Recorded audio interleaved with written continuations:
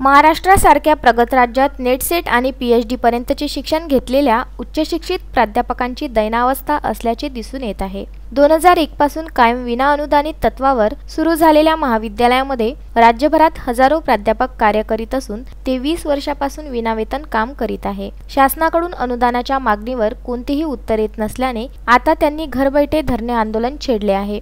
समाजात शिक्षक हा एक प्रतिष्ठित घटक असून त्याच्यामुळेच देशाचे भविष्य घडत असते। महाराष्ट्रात सन 2001 पासून राज्य शासनाने कायम विनाअनुदानित तत्वावर महाविद्यालयांना मान्यता दिली। या महाविद्यालयांमध्ये तेव्हापासून आजतागायत हजारो प्राध्यापक कार्यरत आहे। आज ना उद्या शासन अनुदान देईल या प्रतीक्षेत प्राध्यापक कार्यरत असून जवळपास 20 वर्षे म्हणजे नोकरीतील जवळपास 70% आयुष्य त्यांच्या या सेवेत गेले, परंतु तरीही देखील त्यांना न्याय मिळाला नाही। अनेक वर्षापासून प्राध्यापक शासनाकडे अनुदानाची मागणी करत आहे, परंतु त्यांच्याकडे लक्ष द्यायला कुणीही तयार नाही। त्यामुळे या शिक्षकांना आता लॉकडाऊनच्या स्थितीत कुठलेही काम आणि रोजगार नसल्याने घरात बसूनच त्यांनी धरणे आंदोलन छेडले आहे। त्यांच्या कुटुंबियांच्या उदरनिर्वाहाची सोय देखील प्राध्यापक उच्च शिक्षित असून देखील नाही, हे भयान वास्तव या पुरोगामी महाराष्ट्रात दिसून येत आहे। 19 जून पासून या प्राध्यापकांचे धरणे आंदोलन सुरू असून त्यांची दखल न घेतल्याने आंदोलन अधिक तीव्र करण्याचे ठरविले आहे। शासनाने महाविद्यालयांसमोरील कायम हा शब्द वगळून त्यांना प्रचलित नियमानुसार अनुदान लागू करावे अशी मागणी महाराष्ट्र राज्य कायम विनाअनुदानित प्राध्यापक कर्मचारी संघटनेकडून करण्यात आली आहे। त्यासाठीच त्यांनी हे आंदोलन छेडले आहे। आमच्या संघटनेची प्रमुख मागणी ही आहे की आमच्या महाविद्यालयाला लावण्यात आलेला कायम शब्द हा वगळून प्रचलित नियमानुसार अनुदान देण्यात यावे ही आमच्या संघटनेची प्रमुख मागणी आहे। महाराष्ट्र शासनाने 2001 मध्ये कायम विनाअनुदानित तत्वावर वरिष्ठ महाविद्यालयाला मान्यता देण्याचे धोरण अवलंबले होते।